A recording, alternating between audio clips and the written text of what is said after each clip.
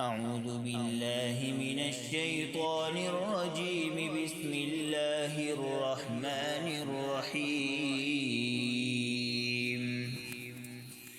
وقاتلوا في سبيل الله الذين يقاتلونكم ولا تعتدوا إن الله لا يحب المعتدين.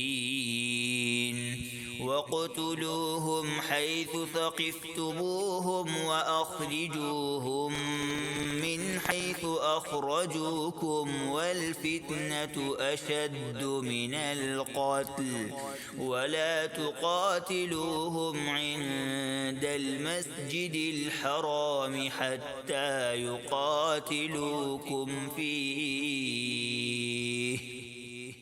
فإن قاتلوكم فاقتلوهم كذلك جزاء الكافرين.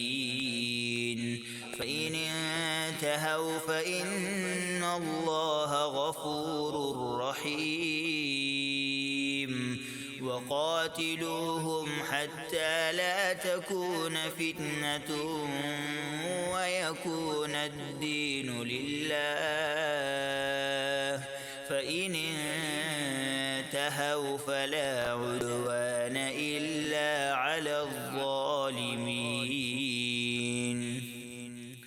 الشهر الحرام بالشهر الحرام والحرمات قصاص فمن اعتدى عليكم فاعتدوا عليه بمثل ما اعتدى عليكم واتقوا الله واعلموا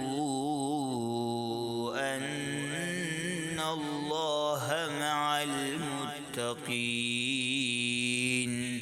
وأنفقوا في سبيل الله ولا تلقوا بأيديكم إلى التهلكة وأحسنوا إن الله يحب المحسنين.